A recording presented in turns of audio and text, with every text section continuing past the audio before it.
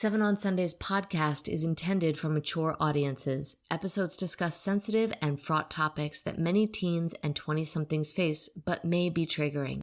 The content may not be suitable for all audience members. Please take caution when listening. I think for me, reading the smut in the fanfiction, it was like a break away from porn, and it was an understanding of sex that I didn't have before. It was kind of an educational experience for me to, I guess, figure out what normal sex is like.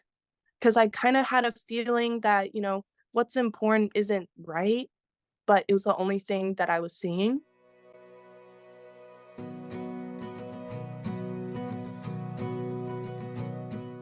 Hello and welcome to Seven on Sundays, the podcast about how young adults are navigating sex, relationships, and life today. We are your hosts, Dr. Chez, Leeby, and Stephanie Boye, and each week we will share our candid conversations with young adults and experts about today's tough topics.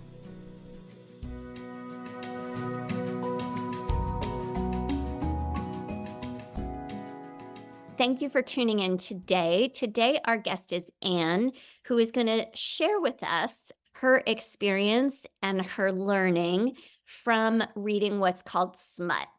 And this is something that Stephanie has elucidated in my world of learning. So I'm really happy in a way to be learning about this, but really excited actually to hear from Anne and hear how this is another sneaky way that this erotic material is getting into kids' hands and brains and causing all kinds of issues with relationships and personal issues. So, Anne, thank you for joining us. Thank you for your willingness to be so open and honest and real.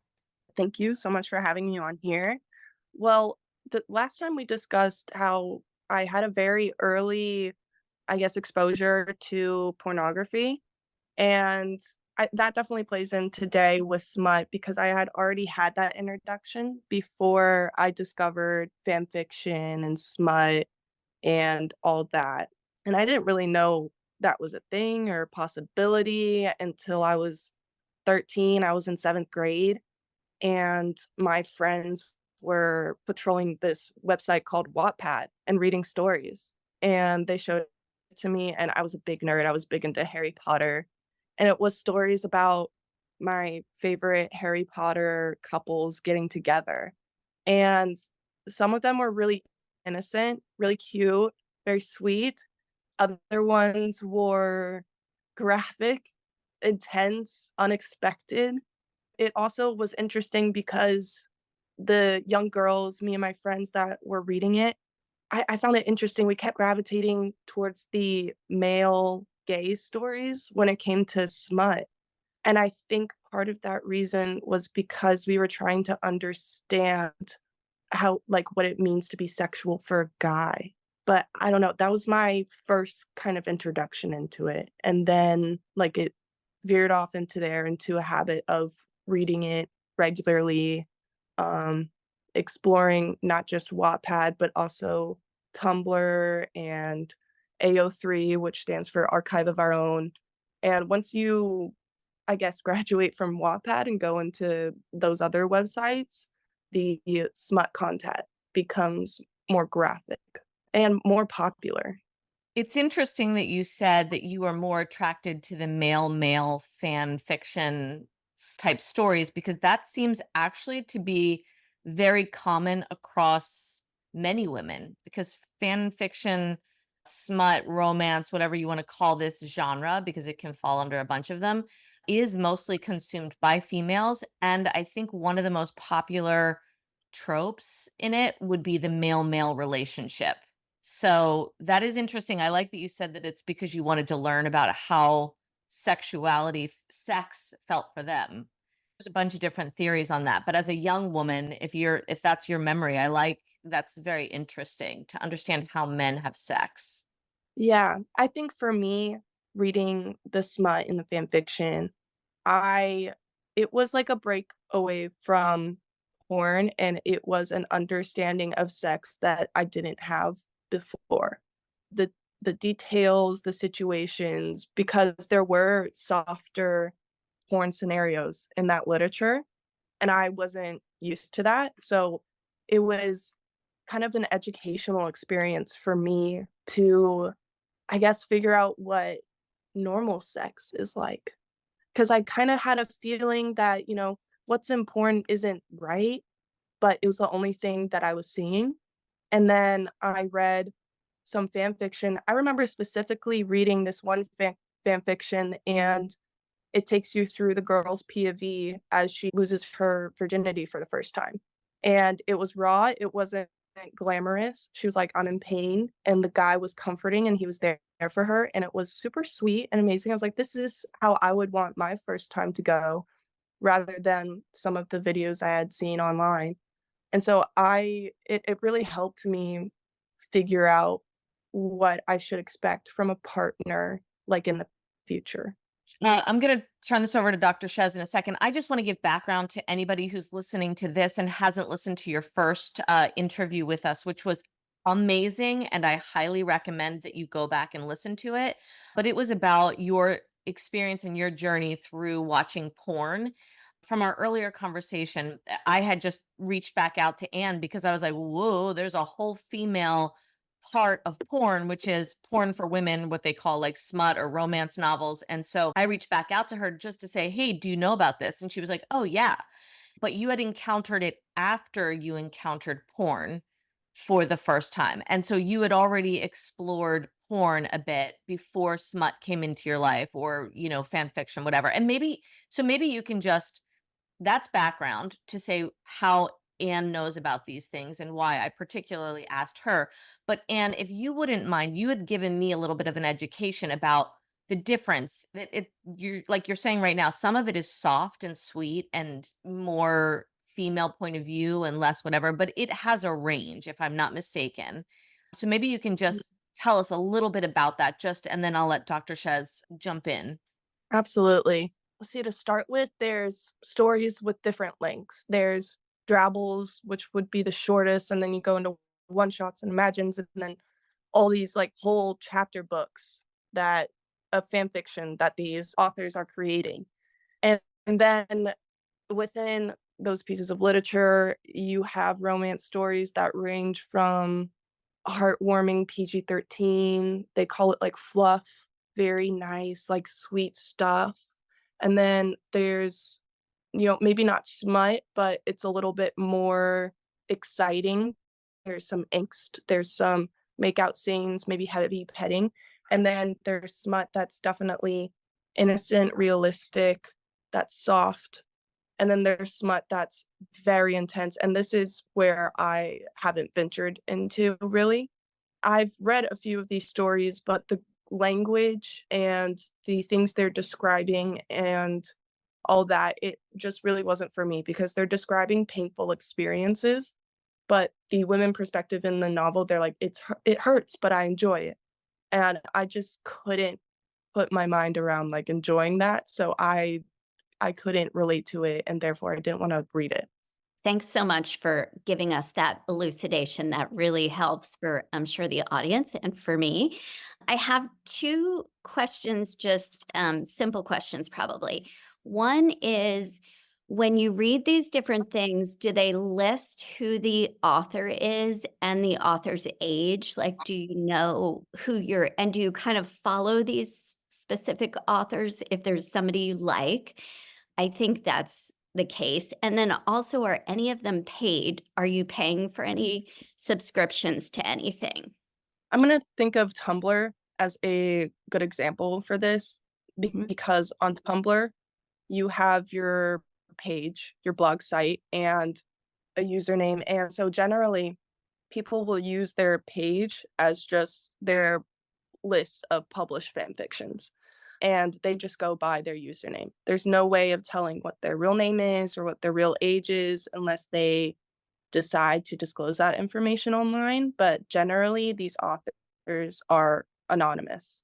And I know when I first started reading Wattpad, for example, let's see, I was 13, and I think a lot of the authors on Wattpad were around the same age as me, like 12, 13, 14. But I don't think any of us really knew that until we got older, and then we started releasing content, you know, on TikTok being like, "Me when I was 12 and I was pretending to be older, writing my fan fiction, like, sorry, I was in a car accident, that's why I couldn't upload chapters." But really, you're 12 years old, you got busy with school and extracurriculars. So Mhm. that's kind of that is an interesting culture around it, considering that the people writing, reading, and consuming all this content are all from the same age demographic and all have similar education on sex. Right. But you Yeah. can actually tell. We had this a little bit of this discussion, and it's funny because a friend of mine, her husband is a junior high school principal and found some girl who wrote fan fiction. And I'm saying that because it parallels what you and I had talked about, Anne, and that is that you can tell as an adult or as somebody with any sexual experience that that the writing oftentimes shares experiences or feelings in the body that aren't necessarily true in any way. Like you can tell that they're young and it's how they imagine orgasm feels like, or how like what they imagine an erection is like.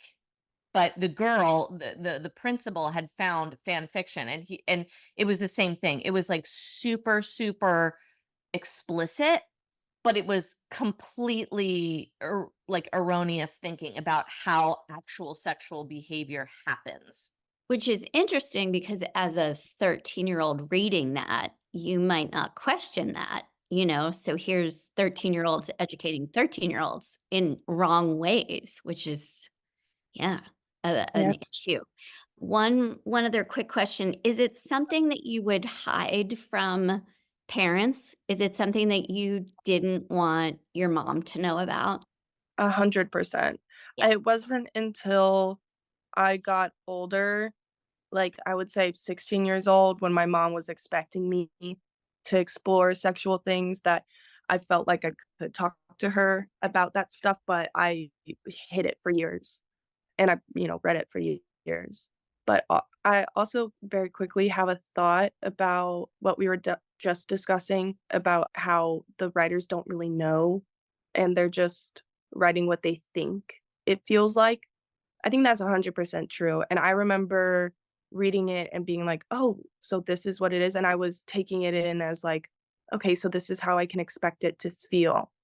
And I remember, like, a few years ago, I haven't been on Wattpad in a while, and I went and I logged into my old account, and I read some of the old stories that I used to love when I was, like, 13, 14. And I went back and I read it, and I was like, "This is very amateur writing. I don't know how I thought this was gold." It was just hysterical because I've had some real life sexual experience, and so I'm reading these, I'm like, "That's not how it goes, and the punctuation's off there, that's a simple grammar mistake, and that's definitely not how that feels." So That's amazing.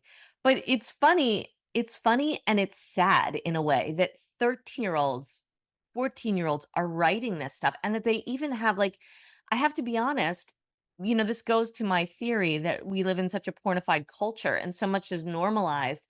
I wouldn't have even had the slightest idea of how to write anything about sex. I don't think I understood at 13, 14 years old anything more than like literally a wet dream. Like something happens in a wet dream and there are erections. Like that was like the extent of my understanding about boys and what happens. And that's stuff that you get from, the fifth grade sex ed conversation, and nothing that reveals anything about I understood how sex worked, but I didn't understand all of that stuff that is like now written very explicitly by that same age demographic. I think a lot of those authors, those like young authors, I noticed they a lot of times would copy and paste or have very similar descriptions for the same thing. Like when it came to how an orgasm might feel, a lot of them had similar or identical descriptions because they're all just bouncing off of each other, you know? Yeah. And I want to get to things because I know, okay, so this gives parents, a good idea of what fan fiction is, the fact that it's out there. I really want to kind of get to the fact that, one, in your opinion, I know you and I talked about this, but in your opinion, how common is the usage of smut, fan fiction, etc., for females? So I don't want parents to go like, "Oh, she used to watch porn, so clearly she's more sexually advanced than my kid." Because parents have this way of deluding themselves about what their child is into. And I think if they did any amount of research on this, which it's kind of hard, but there's a lot of evidence that young girls are listening to this or reading this, and it's very normalized. So can you speak to your experience about how normal it is, what age girls are encountering it, how much it's read, how much it informs their ideas about sex, and how dark it can get? Because I think that's the other thing that people don't understand. It's they think my kid doesn't use it, and how dark can it be? It's just written word. Yeah, no, it's very dark. But I'll first touch on how common it is. I would say when I first started reading it and I was in middle school, it wasn't very common, not with my friend group. I felt kind of isolated around it. I had that small group of friends who kinda introduced me into Wattpad, but I wasn't particularly close with that friend group. So, I think there was a small group maybe at every middle school of girls who knew about fan fiction. At least that's how it felt for me. And then when I got into high school, it became more normalized with this new friend group. I had more friends who had shared experience with it. During high school for me is when TikTok blew up, and once TikTok blew up, everybody was having this online discourse and discussion about fan fiction and whatnot. So already it's publicly normalized on these social media platforms. And then I got to college and it was so normalized. I feel like, you either read it or you didn't, but if you did read it, you're like a part of the club, if that makes sense. And I also think what's important is like if parents are listening and they're hearing my story and oh, she watched porn, so that's how she found Smut. I can think of 3 friends off the top of my head who would read fan fiction every night before going to bed and went into college virgins. And what I found from them is they just found that fan fiction was more fulfilling than the conversations they were having in real life with real guys. So they didn't see any good reason to go out and have those real life experiences when they could get it from the comfort of their bed and on their phone. But Oh, but to be clear, was that real? So I guess there's two sides of it, right? There's the person who reads it just because it's more interesting and it dives into the worlds that they're interested in, Harry Potter or whatever fan fiction they happen to be into, Marvel World or whatever it is. But then there's also those who are reading it for arousal and masturbation purposes. Yeah, I would say definitely. That's really, I mean, reading is often a way to escape, but I think my curiosity is more about this becomes the female version of porn. We think that boys encounter pornography in middle school and those concepts, they're visual, but I think girls are encountering those same concepts, except they're in the written word. Definitely. And I think the girls who use fan fiction for masturbation or sexual arousal rather than like an immersive, like they're in the fan fiction world they want to be in, whatever. I think the girls who use it for sexual arousal, those are the girls who are reading the more explicit content because I think it does become that thing where similar to porn, you watch one thing and if you watch it enough, you become desensitized to it. So then you hop on to the next thing. And I think that's the same rules apply for fan fiction. These girls are reading it and this was arousing, but I've read a million stories like it now, and so it's not as interesting anymore. But this one's a little bit different. It goes a little bit more extreme. I think that's cool. I think that's interesting. And then it develops. This is really important to talk about. There's always a range of behavior, right? So if something starts out kind of innocently, like, oh, I want to explore this, I want to understand this is something new and different. And then my question for you is one question was about hiding it. And I want to know how you hid it too, because that's important for people to know. But hiding it is one thing. So then you have this feeling like quote unquote shouldn't be reading this. And then another question is how do you feel when you read it? Because if and you're so great, Anne, but if you start out curious and then that leads into, oh, I'm aroused, and then that leads to, oh, I can't wait to continue this, where it starts to become more of a compulsion. And then it becomes, let me search for the new, the darker, the, more titillating or tantalizing or whatever the words would be. Then it starts to become more of a compulsion. So I'm so interested in that process. Number one, we already know you hid it. So this is three questions for you, Anne. How did you hide it? Why did you hide it? Did you feel like there was a reason to hide it because you felt like it was something you shouldn't be reading? And what was the process for you of how did you feel when you were reading this? And where did it progress to? That's many questions. I think to start, I felt like I needed to hide it because, well, I knew it was explicit content. I knew it was something my mom would not be happy if I was reading it. And so I kept it to myself. I didn't want my mom to know. I was like, this is embarrassing. I'm not comfortable asking her those kinds of questions yet. And the way I would hide it is my parents had free reign to search through my phone whenever they would like, but they didn't know about Wattpad. They didn't know what Wattpad was, so they didn't see any reason to open that app and investigate it. And if they did open that app, they would just be like, "Oh, it's a bunch of books, it's a bunch of stories." They wouldn't go into the stories and explore what content was in those. So I was hiding it, but it also wasn't hard to hide. I didn't put a lot of effort into doing that. I would just maybe, like, close out a smut story to make sure that they didn't open the app and it was there, but that was kind of it. And then as for how it made me feel, initially, I remember the curiosity being like, "What is this? I've never heard of this. This is cool. It's, all my friends are talking about this."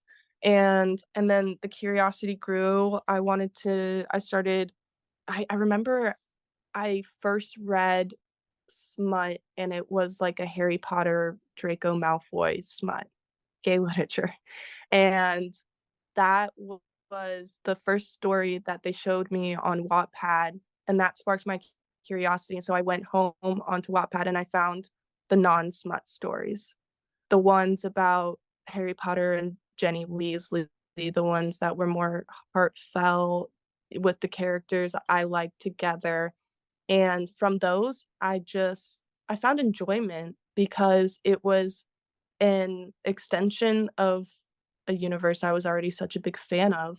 So I started getting a lot of happiness, serotonin from reading those stories, and it developed. Then it became, well, that's not enough anymore. That didn't really give me as much excitement as I felt before. So now I'm going to go after the next story that's going to be more exciting.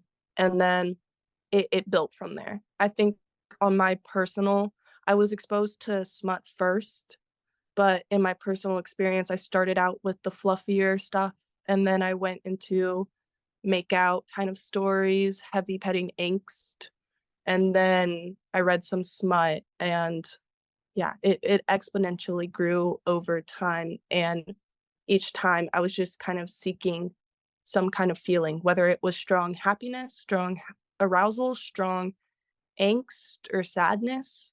I just found that the stories made me feel deeply, and I like to feel deeply. Thank you so much. That's really helpful. Yeah, what are you thinking, Steph?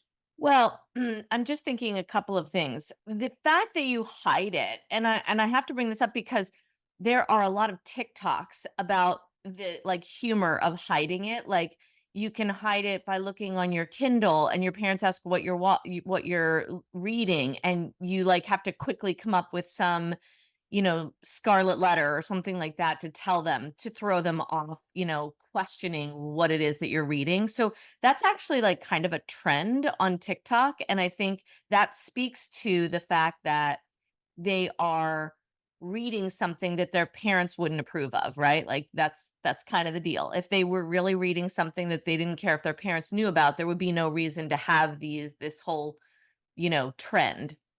But also I'm thinking that it's so normalized that smut exists, and yet parents have literally zero clue. I have heard parents talk forever about porn.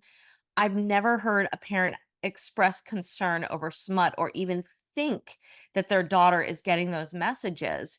And I think from what you're saying is it's about like I would say, I mean, I don't know. I'm going to ask your opinion. If 30% of porn viewership is female and 70% is male, I would say parents feel like, "Oh, great. It's highly unlikely that my daughter's in that 30%." But I think there's probably a 75% chance that she's gotten ideas from smut, maybe even more by the time she's graduated from high school. I definitely think that's true, and I think it's smut also is becoming more popularized in regular books that are popular on TikTok that are being discussed are books with heavy, smut pornographic scenes in them, and I think in my time it wasn't as discussed, but with TikTok, it's becoming more discussed on social media. I think TikTok really brought it to light to a larger audience, just how many girls are reading these stories. I think we had our own small communities before on like Tumblr and Wattpad and Archive of Our Own, but with TikTok, we're reaching audiences that, aren't just our little group anymore, and that's how the word is getting out. I have a question. Do you notice in smut that the porn scripts of violent sexual encounters, do you notice that those are being portrayed? Yes, there are I have stumbled upon some violent smut stories that involve some really terrible topics, including like kidnapping, forced penetration, rape, breaking and entering, and then the person who breaks in, ends up doing the person in the story. So there's definitely stories of that violent nature. There's also stories with I would say it's domestic violence during the act of sex, but it's highlighted as something that's arousing. It's like, "Oh, it hurts, but I like it." That's a thing that I think a lot is said in fan fiction, especially in those darker stories. A lot of it is like, "He choked me or he slapped me and it hurt and it stinged, but I liked it." It's totally the same type of idea. Like it's in some like I wonder, I interviewed a woman from New Zealand who we talked about hentai, and I talk about this in our book, but she was actually more disturbed by hentai because there were certain limitations of what you could do in pornography with human beings.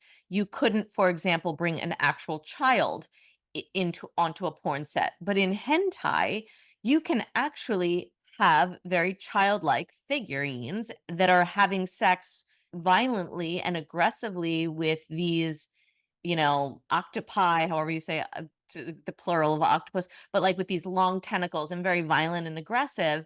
And I think that those same sort of ideas are perpetuated in fan fiction because you're not really talking about real humans. I mean, the ideas are being set up in your brain, but it's not an actual human. So I think there's some sort of idea that this is not as bad, it's ethical. And while it may be ethical that these things aren't happening, just to give a little bit of understanding to maybe Anne, I'm sure you understand this, but to our listening audience, this sets up what we call a sexual template. And your sexual template is all of the secondary experiences that you have during sexual arousal. So, if you're in a place that smells like garbage and you're sexually aroused and, someone is like kicking your foot. I don't know, some weird thing. You will actually, and that happens to you one, two, three, four times. It's like anything. It's like Pavlov's dog. You are training a human being that arousal, when you get kicked in the foot and you smell garbage, it's going to sort of send a signal to your brain. Oh, this is a place or a situation in which I get aroused. So it doesn't matter whether your arousal in a story is coming from the story of a little child being with you in a story. Your brain connects little children with arousal. You are wiring those ideas together. So I hope that that makes sense, that it doesn't matter really that it's an actual physical person or child in a video of porn.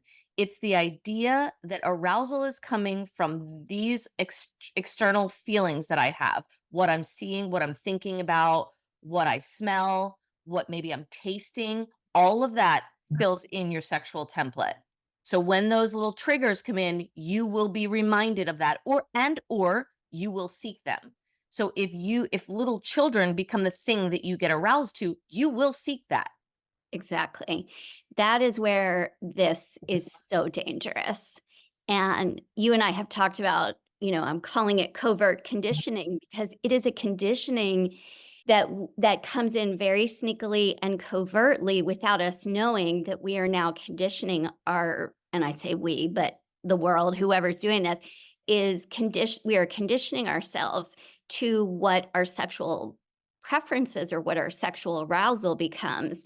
And that is dangerous, very dangerous. And it scares me for the future. We talked about in our last interview with Anne about what's going to happen with AI, like what's going to happen with, what's it called? Tell me what it's called. I guess it is AI. What's it called with the goggles? Virtual reality. Yeah, thank you. Yeah. With virtual reality, what is going to happen?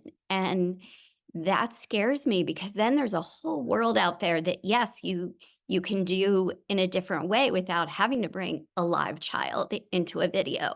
So that is very scary for what that's setting people up for. When I talk to people about the power of our brain it cannot differentiate fact from fiction. If I said to any of us, what does popcorn taste like? What can you imagine? Movie theater popcorn, what does it taste like? Most of us, if you've had movie theater popcorn, we can quickly get there. We don't even have to have it in the room. We don't even have to have the smell. We can get there if we've had enough experiences with movie theater popcorn, right? Or a lemon or whatever. Lemons, your mouth starts to immediately pucker when you really do think about it. So that's where we can't differentiate. And that's where this becomes very dangerous because then the reverse is true as well. If we saw this in a fake situation, then we are in real life relationships or real life sex. What is the brain going to? What is the brain asking for? What is your arousal asking for? And that's where it becomes dangerous. And then people don't know how to correct that or how to desensitize ourselves or reprogram or rewire. That requires a process and requires therapy. So this is interesting, dangerous, relatively new territory for a massive amount of people. Before there may have been some of that, but now it seems like it is a generation that we're talking about. Yeah. I wholeheartedly agree that it's coming with this new generation. I think this is all very, very new territory. I don't think anyone really knows what the effects of these stories are gonna have on all these women in the future because we're just kind of now seeing them grow up, become adults, have their own sexual life and experiences, and I think we're gonna see those effects play out soon, and I'm a little scared to see what might happen to my friends or the friends that are a little bit younger than me that haven't gone off to college yet and don't have those experiences yet. I'm a little scared for them to have their first experience and it not be how this smut was. Talking about the hentai and how there are no limitations with it because it is fiction. I definitely see those kinds of rule breaking happening in fan fiction. There are stories of girls going after their friends' father figures or professors and their minors. They couldn't actually record porn with a real minor, but we can write a story about it.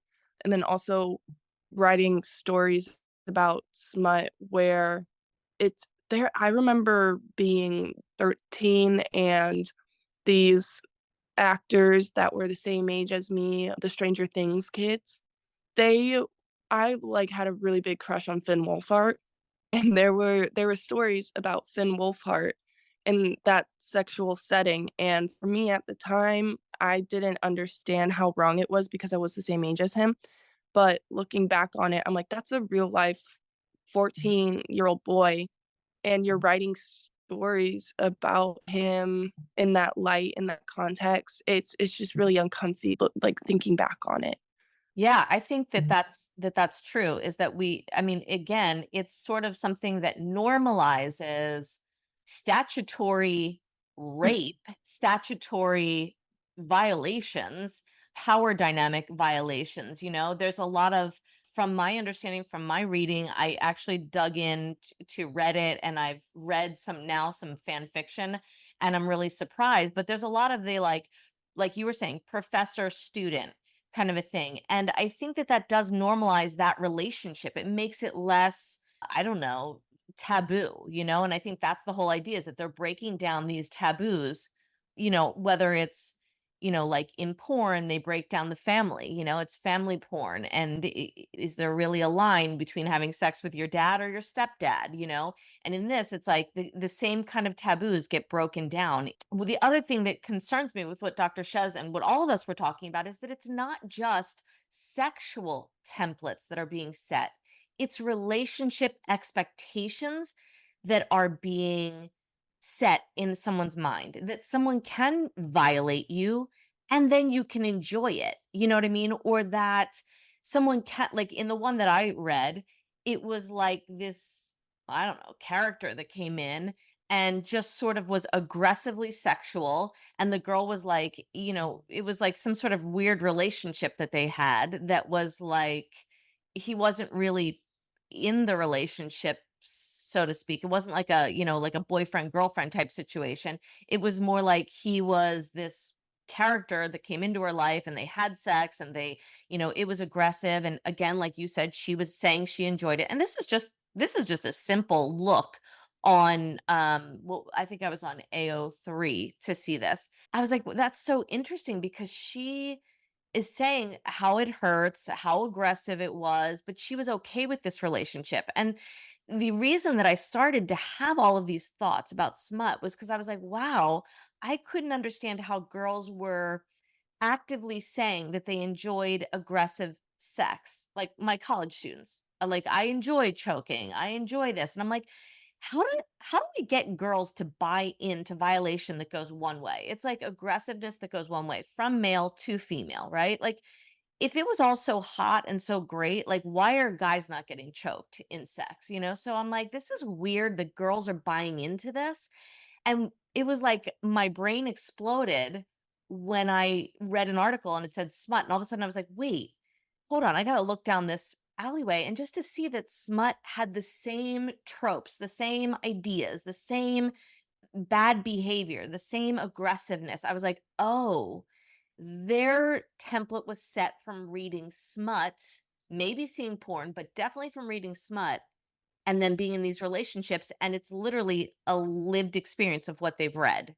No, that is so brilliant, Steph, that you connected those dots, because for me, just those words of not just setting the template, but what is supposed to be enjoyable.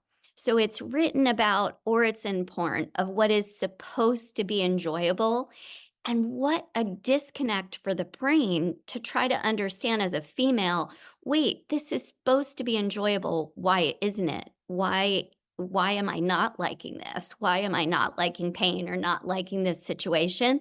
So that setup of really messing with people's minds is whether it's on purpose or not, but messing with that is devious if that's the case. But thank you for connecting those dots because I think we need to, as women and people, question why are we okay with this being fast forwarded in this way, especially to children who are then seeing these things over time to think this is what I'm supposed to like. So anyway, so that's wonderful. I also want to say that the words that I'm feeling about this whole hentai thing and the boundaries that are being pushed is basically romanticizing child abuse. That's what it's doing. It's bringing romance into child abuse, and those two things cannot and should not go together. So again, we need to stand up to this because this is not okay. I want to say I Damaging. don't know that it's romanticized. I think by the time you get to those areas, and I'm going to let Anne speak to this, I think by the time you get to where there's a child being violated sexually, you are already down the path of, I just want the quick hit of arousal. I don't think you're romanticizing it. I don't think it has anything idea. I think it's like a slow drip, and then all of a sudden it's like you're at the point where you're, doing fentanyl What I'm because that's saying the only is thing that's like going to work. What I'm saying is like the professor and the 15-year-old, that is romanticizing literally child abuse. I'm Yes. sorry, but and I'm not saying it's like a long written out thing. Maybe it's very short of they get right to sex in the coat closet or whatever. But what I'm saying is it is taking you down a path where what should be the alarm bells of child abuse is now become arousing and a sexual act. I see what you're saying. I thought you were talking when you say hentai, they're actually using like young Yeah. looking 6-year-olds. So, and I'm sure there's also teenagers. So sorry, we're not giving Anne a second to talk, but you're correct. They are romanticizing that power dynamic, high school, middle school, and professor. Yes, you are correct. Yeah, I would just say I think the power dynamics too within smut in that culture, it when we get to the professor-student relationship, I think first before the readers of that story, first they're reading about power dynamics in an age-appropriate relationship and how you were saying, it's a slow start and then the next thing you know, you're doing fentanyl. I think it starts that way and then next thing they know, they're reading a story about child abuse like that. You know what's interesting? I read some smut writers talking on Reddit, the place where you can find anything. And what's interesting is what they said. It was not just for the readers dopamine hit. It was also their own. They were like, I got tired of writing about how many ways can you write about sex? Like, I had to like escalate. So it's interesting that our Emily Bronte didn't get bored of writing about sex because she only created so many novels. But when somebody's constantly writing and we have this medium where you can present material like at the turn of a dime, you know what I mean? It's like it's constantly coming at you way more than it was in a previous generation. So this new medium to be able to bring the world whatever comes out of your brain means that there is literally a tsunami of stories and information, and you're trying to set yourself apart. You're trying to write, you're right. And so this is actually also for the writer. To be clear, these people escalate in their writing because they get bored of writing about something that I want to talk about next, but is like just mainstream sex. They're like, I gotta up the ante. I'm getting bored of it. So there is that aspect of it too, but that actually brings to mind one thing that I just want to pick your brain about really quickly, and is vanilla. Vanilla has become almost like, so vanilla, just to be clear to the listener, vanilla is plain, sweet, boring, called boring sex between, a couple. And that has somehow become this dirty word on college campuses. I have heard a couple of girls say things like, well, he's so vanilla or she's so vanilla. And I think, wow, in what world do we live in that somebody who's just getting sex isn't happy with the fact that they're getting to have an orgasm? Like back in our day, the fact that somebody would touch your penis would give you an orgasm. The fact that someone touched your vulva would be like, holy shit, this is like mind blowing. But we are so far down the path that we are actually mocking and making a dirty word vanilla. Yeah, definitely. And I think it's also like in girl culture, at least at college, it's depending on your friend group and the type of people you surround yourself with.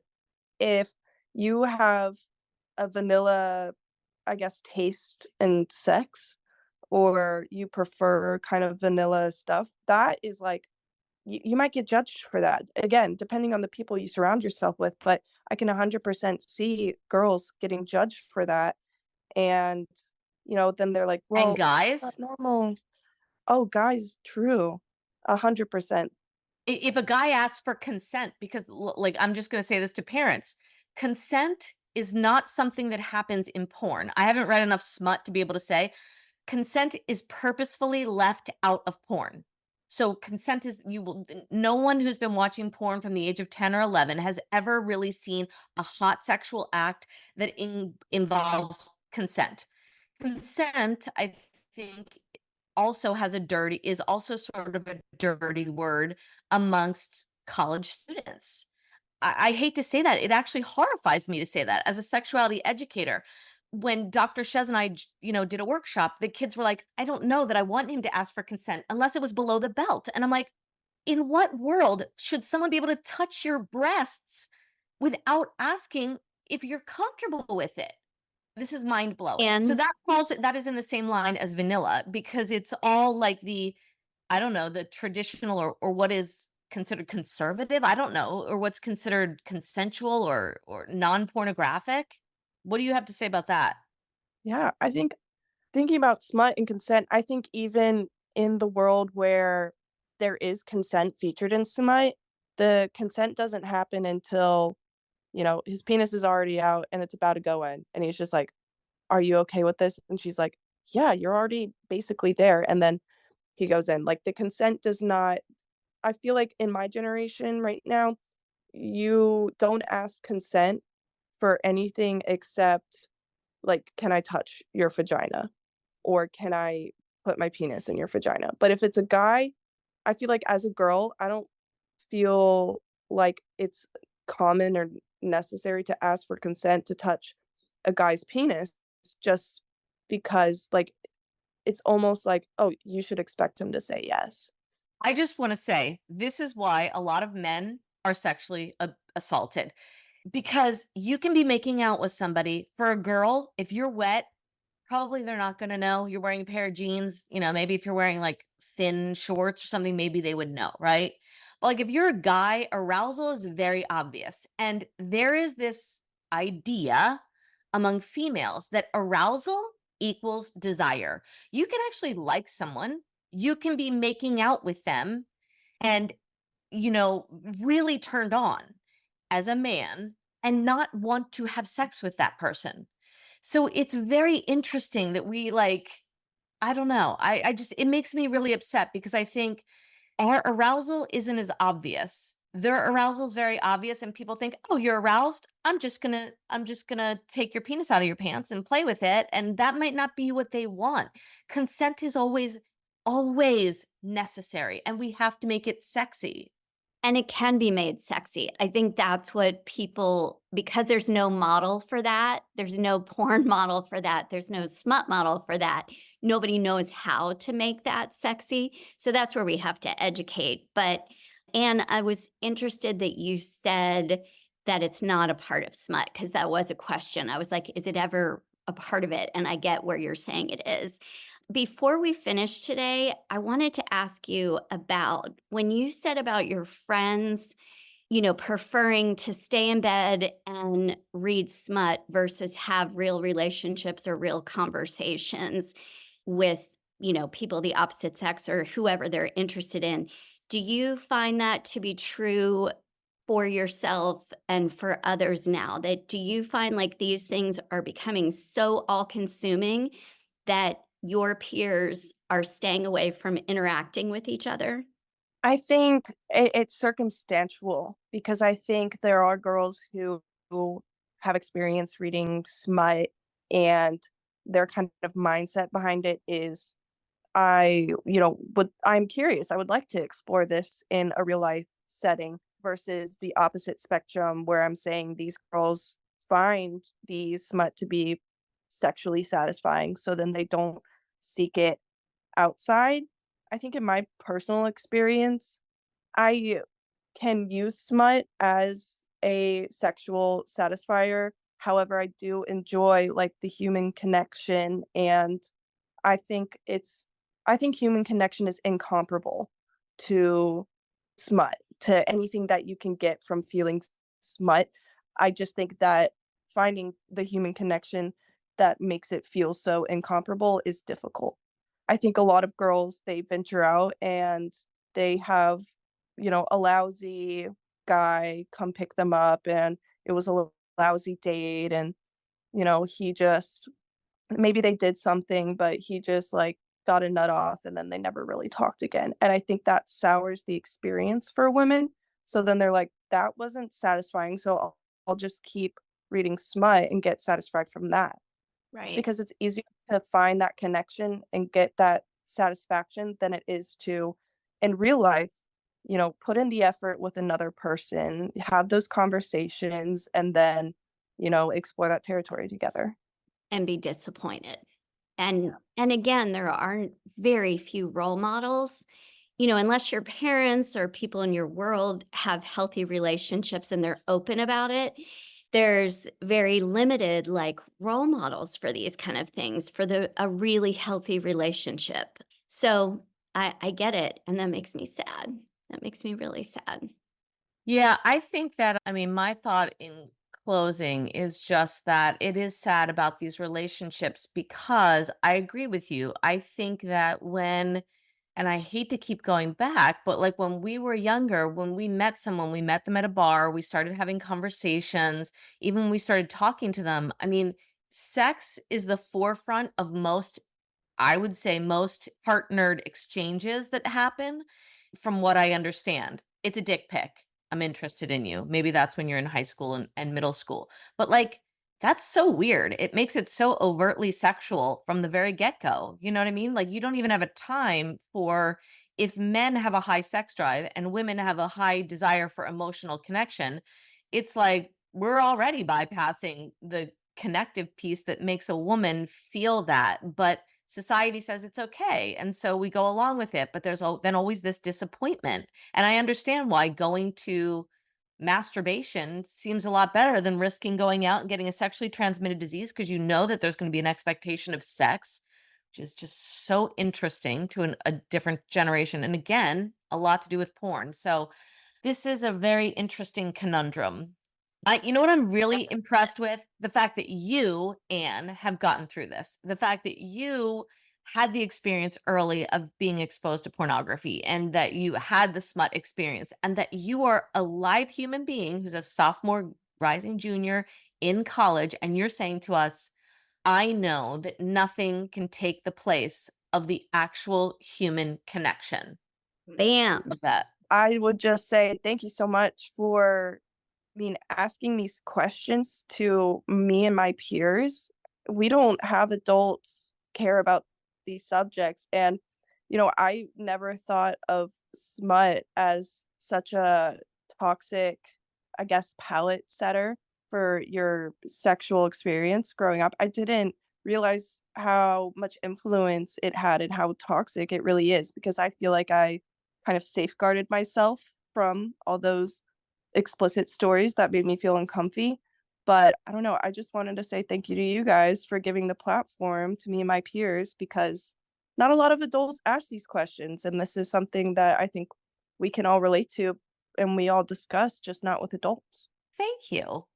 Yeah, Thank you for your honesty and your candor always. You are such a good guest.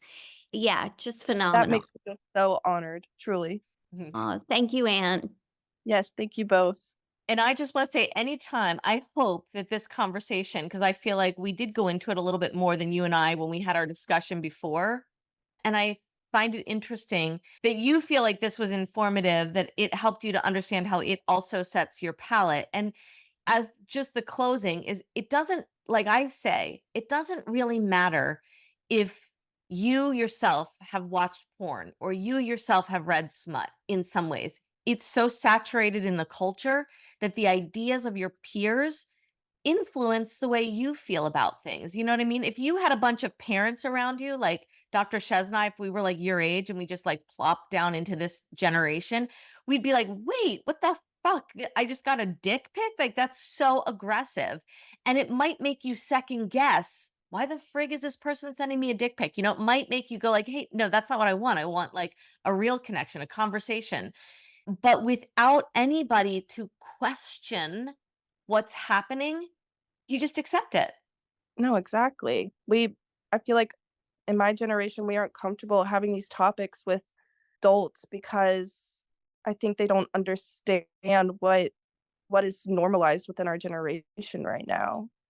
So we try to talk to them, and they're like, "Ugh, don't do that." And it's like, well, everyone's doing that. So And it's not that easy. It's not as easy as don't do that. I really think I'm just going to make a plug here. The best thing you can do, I think, is like, don't give the ew, don't do that response to your child. It's like, why? Like, let's dig in. And so, why do you think that? And why do you think that? And keep asking, why do you think that? So that we can get down to a common ground where parents and children are the same. Like, this is like we're coming from a common place, but then this happened to this child, and this happened, and this happened, and this happened, and that's why they believe that. But if you just go, ooh, just don't do that, it's not that easy. Your entire culture is doing it. It's like when parents said, like, well, I'm just gonna take away your phone. If you take away that's your kid's phone, then they have zero connection to their community. So it's not the answers aren't easy. They're not easy. They require conversation. Our book is going to explore how to do that, exactly how to do that.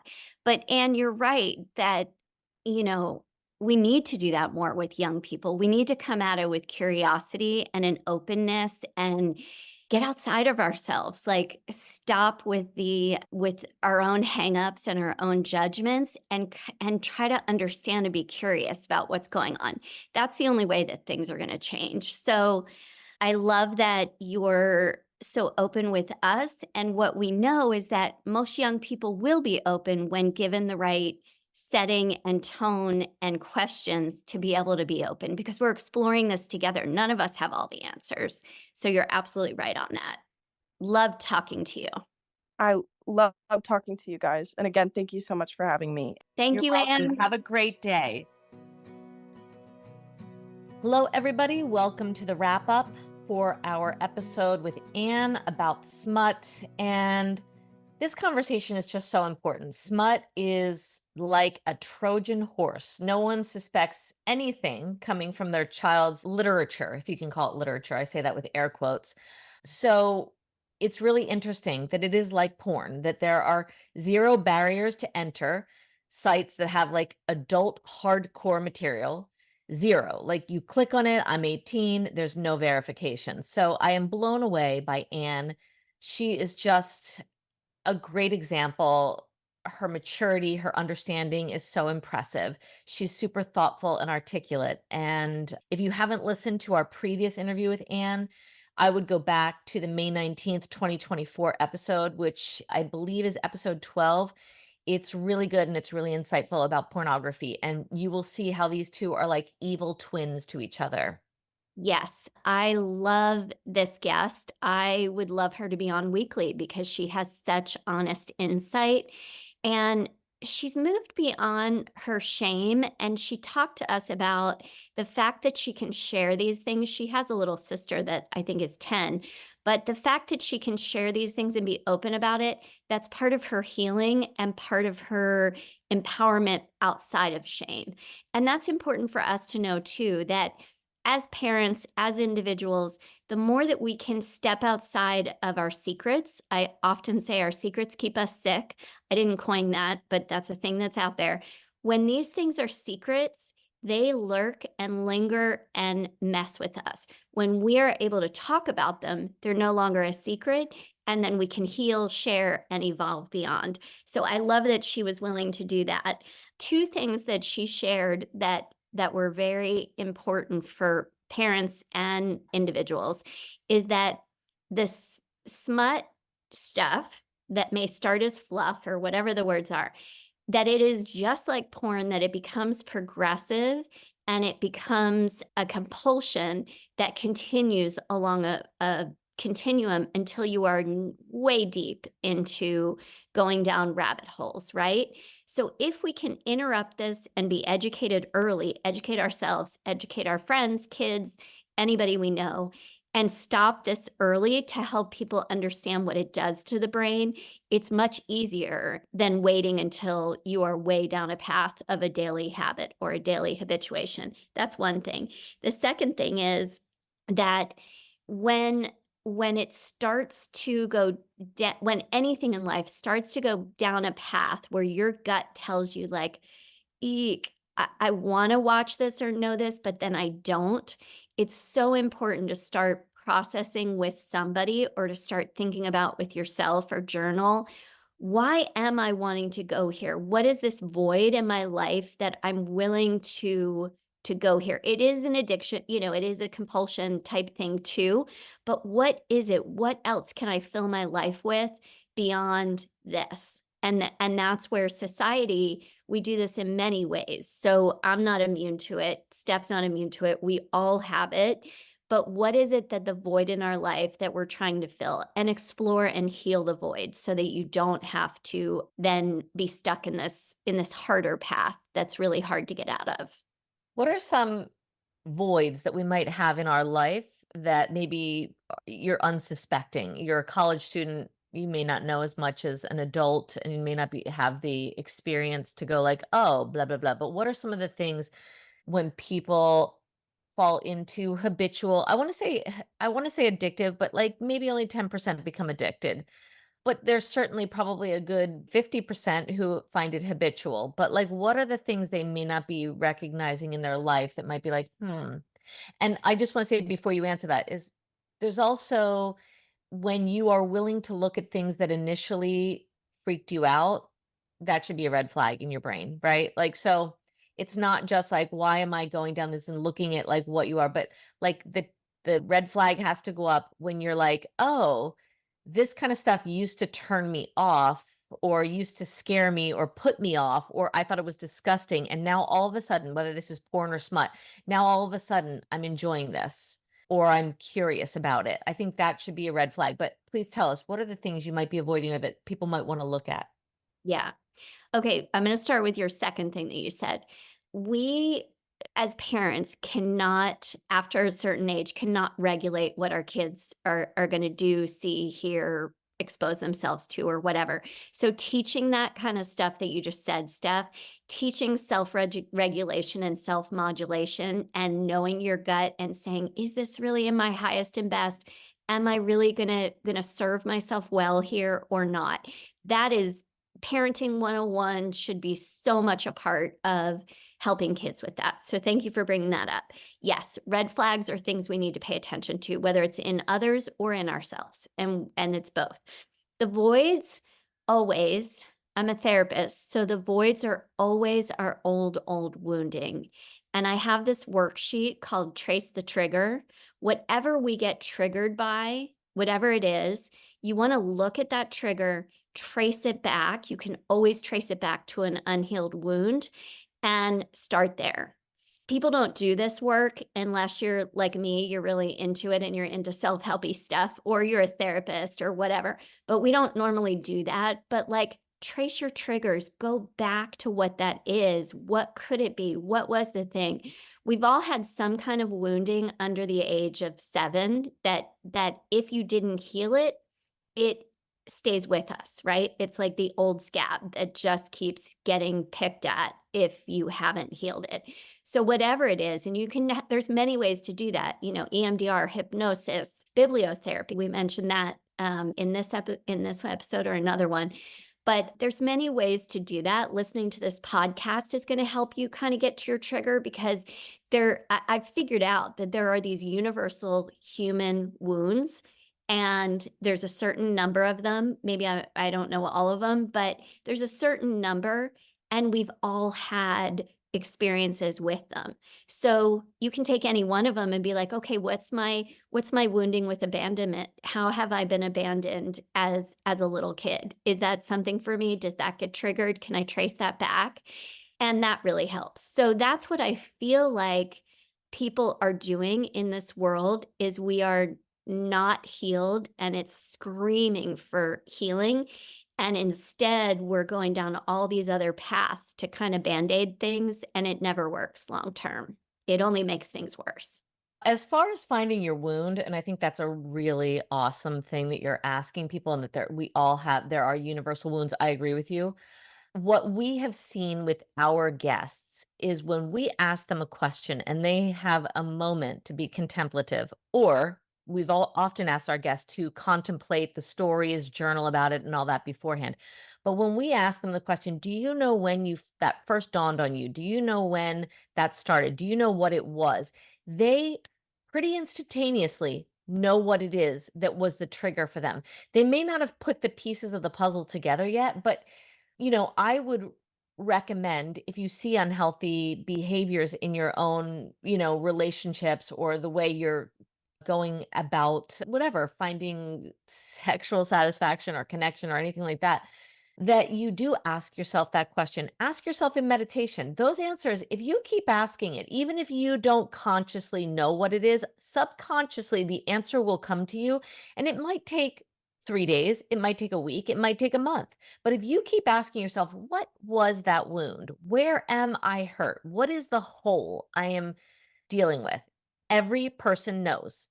You are asking your subconscious, and your subconscious will give you that answer. And I just want to say this because we don't want to make this too terribly long. This was a great interview. We were so grateful to Anne.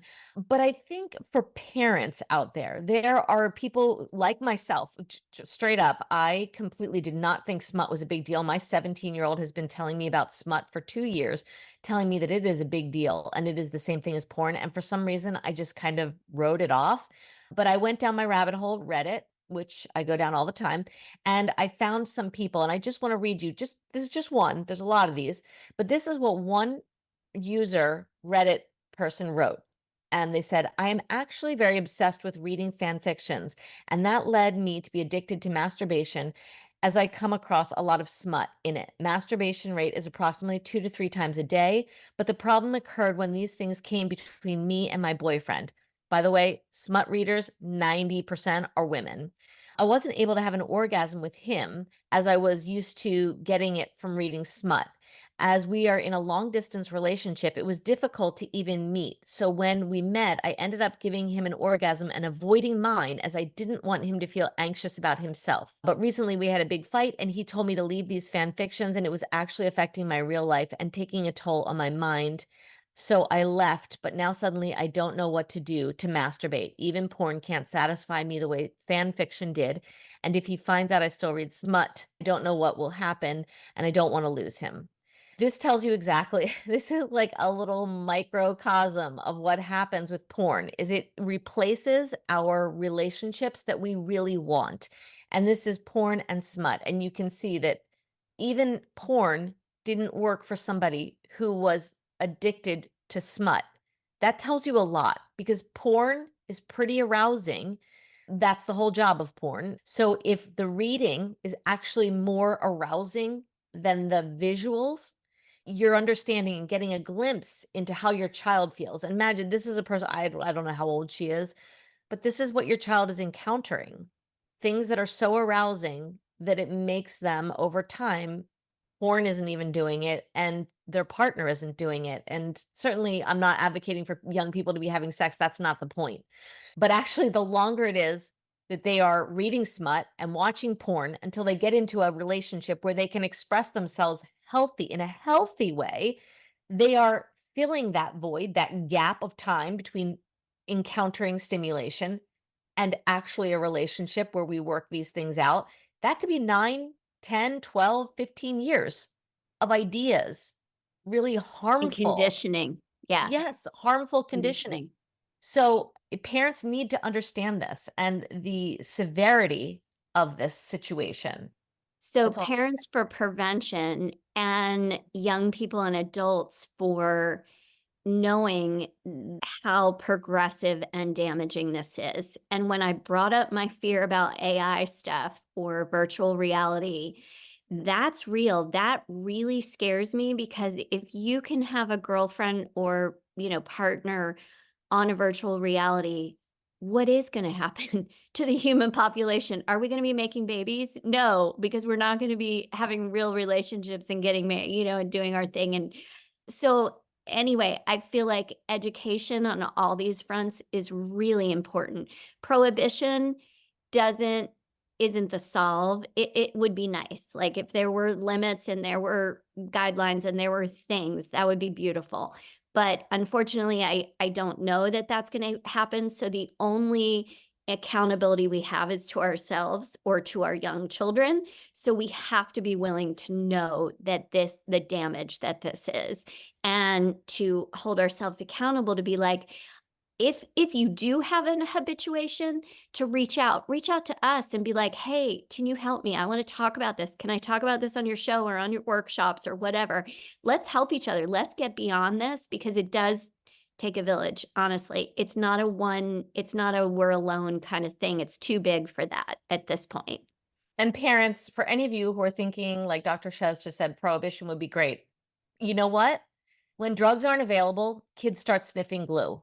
When alcohol isn't available, people start, drinking other things. They find a way to get high. So, in my opinion, these are larger conversations. These are ethical, moral, value-based conversations about what do you want? Do you want a true sexually satisfying, stimulating relationship with an embodied human being? Because let me just say something to you. I'm going to just tell you the difference between embodied.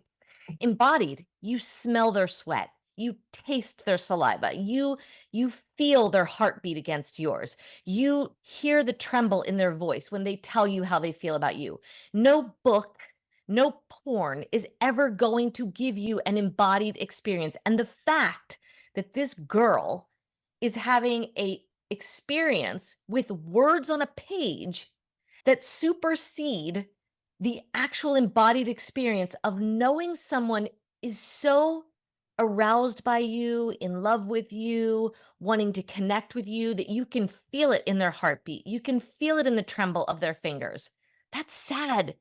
What are we condemning our kids to if that's what we give them? That is a condemnation. That is literally condemning your kid to a shit experience in relationships. I'm not the doctor. Chez is. So I can say shit as an explanation of what we're giving. A shit sandwich. We're giving them a shit sandwich.